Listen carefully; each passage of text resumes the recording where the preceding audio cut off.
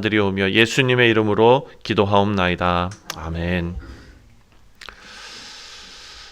사랑하는 성도님들, 우리가 느헤미야 1장부터 4장까지의 내용을 보면 외부의 공격이 있었습니다. 그리고 외부의 조롱이 있었습니다. 근데 오늘 5장 내용을 보면 참 마음이 무겁습니다. 전혀 다른 방향에서 오는 그런 공격입니다. 내부의 갈등입니다. 백성들 사이에 서로 상처 주는 그런 다툼입니다. 성벽은 세워지고 있습니다. 백성들의 마음이 무너져 있습니다. 이제는 서로의 삶은 고통에 짓눌려 있는 건 맞습니다. 왜냐하면 우리가 어제 묵상한 말씀에서도 이들이 이제 기력이 쇠했다는 거예요. 너무너무 힘들고 외부에서는 계속 공격이 오고 성벽은 이제 중간 정도는 올라갔지만 그 사람들의 마음이 너무너무 힘들었어요. 그 틈을 타서 사탄이 공격하고 산발랏이 공격했는데 그래도 느헤미야의 영적 리더십으로 이스라엘 백성들이 누구에게로 갔습니까? 하나님 앞에 엎드렸다 그랬어요. 이런 어려움을 서로 나누고 서로 이렇게 그냥 그거에 대해서 이야기하고 그 어려움을 깊숙이 묵상하는 것이 아니라 하나님 앞에 들고 나아갔다. 그것입니다.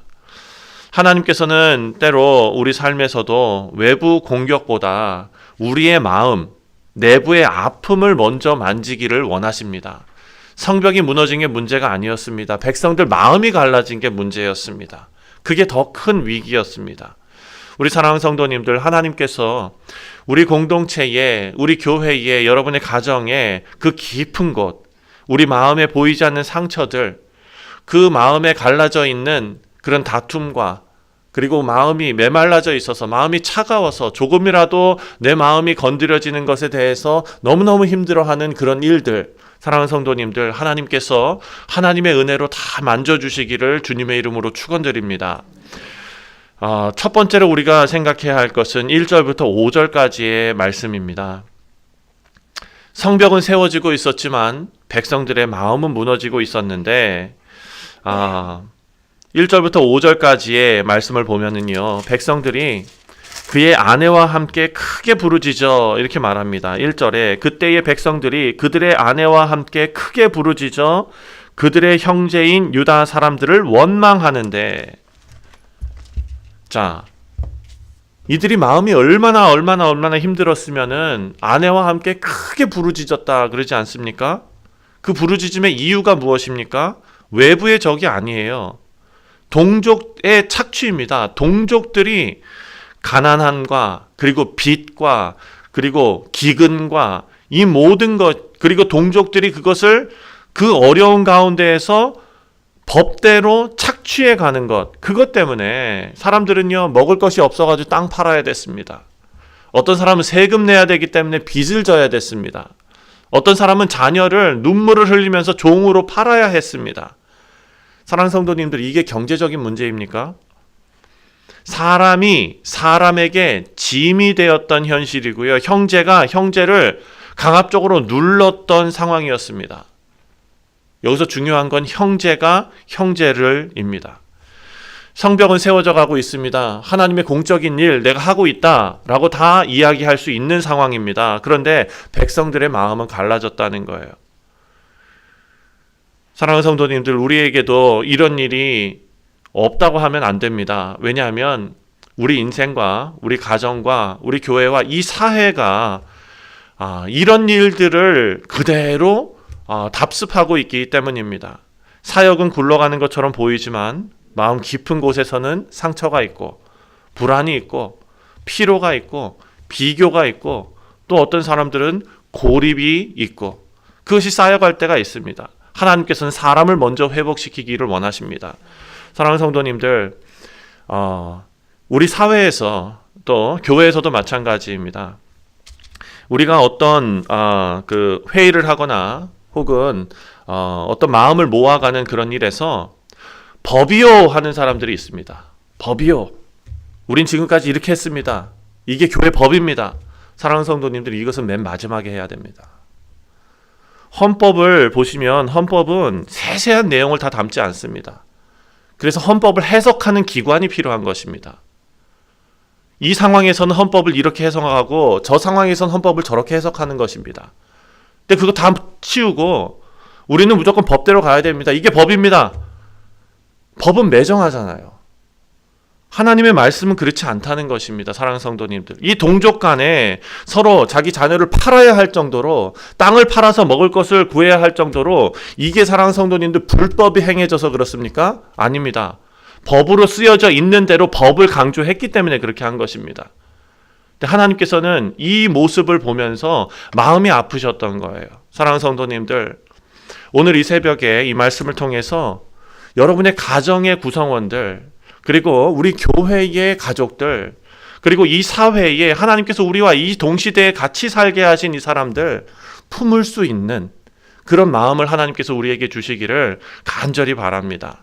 두 번째로 6절부터 13절까지의 말씀을 보면은요, 느헤미야는 이런 어려움 가운데 그냥 울어주는 리더가 아니라, 참 느헤미야의 그 리더십을 보면은 너무나 감동이 됩니다. 이 리더십은요, 함께 짐을 지는 리더였습니다. 느헤미야가 이런 백성들의 부르짖음을 듣습니다. 아내와 함께 목 놓아서 소리 지르는 그 부르짖음을 듣고 느헤미야가 크게 분노합니다. 왜냐하면 이것이 하나님의 뜻이 아니거든요. 성벽 다 지어봐야 뭐하냐고요. 안에서 마음이 다 갈라져 있는데. 아주 크게 분노했지요. 그런데 느헤미야가 어떻게 했느냐?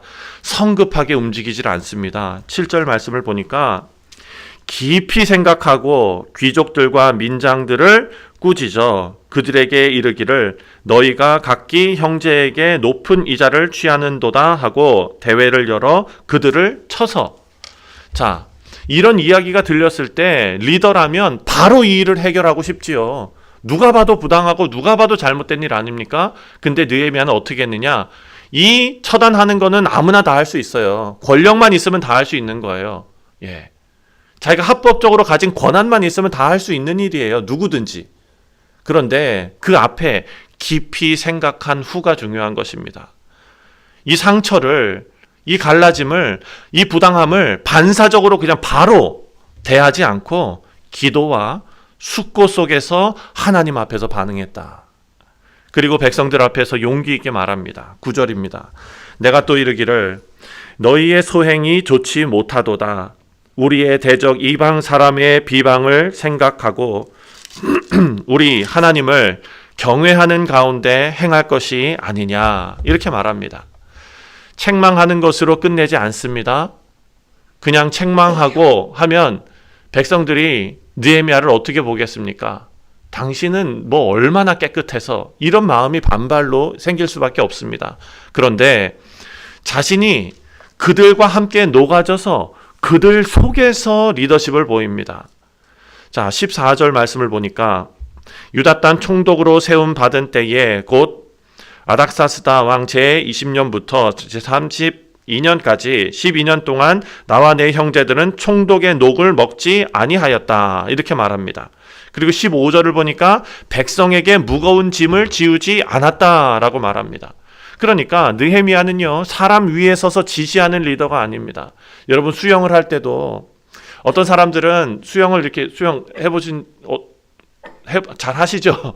네, 수영을 할 때 물장구를 물 밖에서 막 이렇게 치는 사람들 있잖아요. 빨리 안 나가요. 그렇게 하면 물 속에서 되게 요란하게 물장구가 막 치는 사람이 있는데, 진짜 수영 선수들을 보면은요, 그 물 속에서의 힘이 어마어마하잖아요. 사랑하는 성도님들, 지금 어찌 보면 느헤미야는 그런 리더십 같습니다. 사람들 속에 들어가서 겉에만 그냥 요란하게가 아니라 사람들 속에 들어가서 함께 짐을 나누는 그런 리더십이었습니다.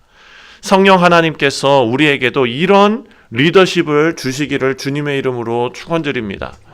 우리가 가정을 세워나갈 때, 교회를 섬길 때, 사역을 감당할 때 하나님께서는요, 법대로라는 이름으로 짐을 얻는 사람이 아니라 짐을 나누는 사람을 사용하십니다. 짐을 나누는 사람. 사랑하는 성도님들, 이 모습이 예수님의 모습 아닙니까? 예수님께서 만약에 이 땅에 오셔서 그냥 죄를 깨닫게 하시는 일만 하고 가셨다면 여러분 어떻겠습니까? 우리는 그냥 다 깨지는 것입니다. 죄를 깨닫게 하는 일만 하고 가셨다면. 근데 예수님께서는 율법을 완성하고 가셨잖아요. 그냥 우리에게 율법으로 짐을 얹고 가신 것이 아니라 그 짐을 나누어서 그 율법을 완성하시고 죄를 머금으시고 죄를 해결해 주시고 가셨습니다. 우리 속에 들어와서, 시간으로 들어와서 인간의 모습으로 들어오셔서. 사랑하는 성도님들, 그 예수님의 모습을 우리가 닮아가기를 소원합니다. 세 번째로 14절부터 19절까지의 내용입니다. 하나님께서는요, 사람의 공로보다도, 이 성벽을 완성해내는 것보다도, 그 업적보다도 우리 하나님의 이름을 두려워하는 그런 마음을 하나님께서 기억하신다라는 것을 알 수 있습니다. 15절에 내가 하나님을 경외함으로 그렇게 했다라고 고백하지 않았습니까?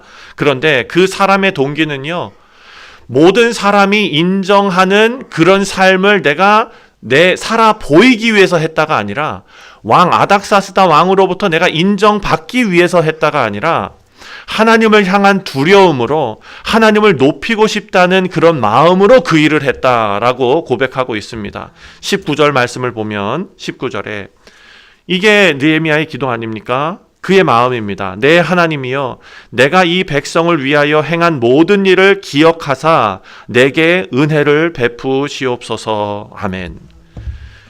이런 마음으로 살아가니까요, 사람이 알아주지 않아도 흔들리지 않습니다. 억울한 일이 있어도 흔들리지 않습니다. 하나님께서 기억하신다는 확신이 있었기 때문입니다. 우리 사랑하는 성도님들, 오늘 이 새벽에, 이 아침에 하나님 앞에 나와서 기도하시는 우리 모든 성도님들께, 그리고 각자의 자리에서 각자의 시간에서 하나님 앞에 무릎 꿇고 기도하시는, 마음을 쏟고 기도하시는 그 모든 성도님들께 우리의 이 기도 한 줄, 우리의 눈물 한 방울, 그리고 우리의 억울함, 우리의 답답함, 이 모든 것 하나님께 기억되는 은혜가 있으시기를 다시 한번 주님의 이름으로 축원드립니다.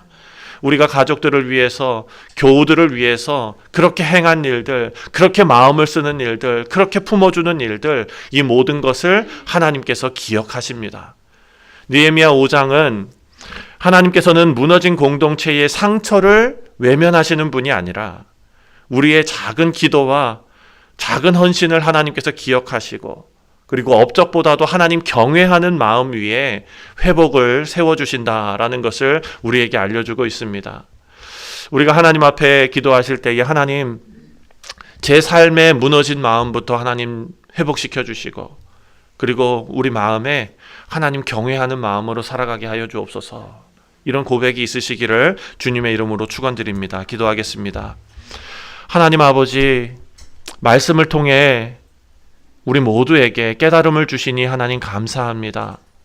우리가 무너진 것 같은 그 자리에서도 우리의 마음을 먼저 보시는 하나님을 찬송합니다. 정말 오늘 본문 말씀의 느헤미야처럼 하나님을 경외함으로 이 모든 일을 행하게 하시고, 사람에게 짐을 지게 하는 사람이 아니라 짐을 나누는 사람이 되게 하여 주옵소서.